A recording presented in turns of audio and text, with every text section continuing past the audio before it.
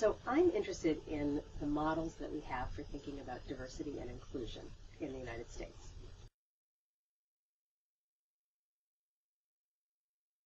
And there are two models that are, generally available. One is color blindness, and the other is what we call color-cognizance. Some people call it multiculturalism or color awareness. So color blindness, we know what that is. We're all the same under the skin. Honestly, color blindness was a step forward in the 1960s when it was a response to outright racism and segregation. But even though it seems neutral, and that's what's so appealing about it, what color blindness does is really reinforce the status quo. The status quo, as we know, contains a lot of inequity and a lot of injustice, and a colorblind perspective isn't really going to dislodge that from continuing. The alternative is a color-cognizant approach. Color-cognizant says, actually, race, ethnicity, culture, religion actually do matter. They have a huge impact on who we are as individuals. They have an impact on our families, our communities, our cities, our society. And not only that, but a color-cognizant approach also recognizes and really acknowledges the existence of racism and discrimination and anti-Semitism, among other things. So a number of people, both, again, scholars and people in public life, call for a color-cognizant approach.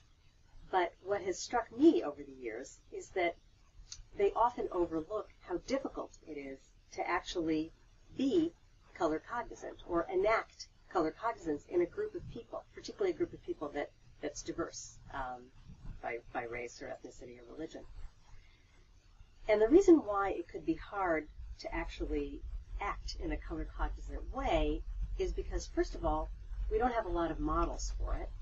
We kind of know what it means to be colorblind. It's kind of consistent. You don't take these things into account. But what does it mean in a real-life way on the ground? What does it mean to be color-cognizant? So that's one reason why it's difficult. And another reason why it's difficult is that actually attending to issues of race and culture means talking about them. And it's actually really hard to talk about those issues. They're kind of taboo topics. So both of those models or those discourses are available to people in the workplace too, a colorblind approach and a color-cognizant approach. So I wondered, how do people actually engage in both colorblindness and color-cognizance? How much do they actually talk about issues related to race and ethnicity and culture in their work? So a colleague and I have been working on a study of racially diverse teams of child welfare workers. And so we followed 7 teams over about 2.5 years, and we did interviews with them, but we also observed their team meetings.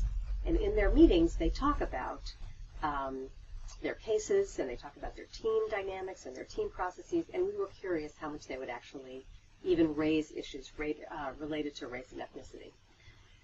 And what we found was that there was really only one team that engages in that engaged in what you could call a color-cognizant practice. There was really only one team that regularly talked about issues related to race and ethnicity and engaged them in depth. So what was different about this team? That's really what my colleague and I have been trying to figure out.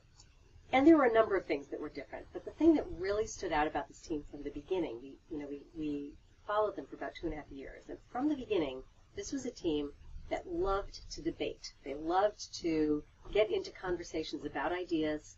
They loved to bring different perspectives into the room.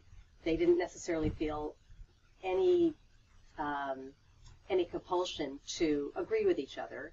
In fact, they liked it best when they disagreed, and they could kind of bat ideas around and really hear what each other thought. There were other teams that tended to focus much more on similarity. There was one team that would say, we can finish each other's sentences. We're so close. We're so similar. We always know what each other's thinking. And they felt that that was a real strength of their team. But the team that talked about race and ethnicity was a team that actually liked the fact that they couldn't finish each other's sentences, that they actually thought different things. They actually came in with different perspectives. So we think that there might be something about that that ability to find differences intriguing instead of threatening, that may actually play a role in enabling the team to take on tougher issues like race and ethnicity, which are actually harder. So that's why we think, this team might actually hold some lessons for organizations, for communities, and even for the United States as a whole.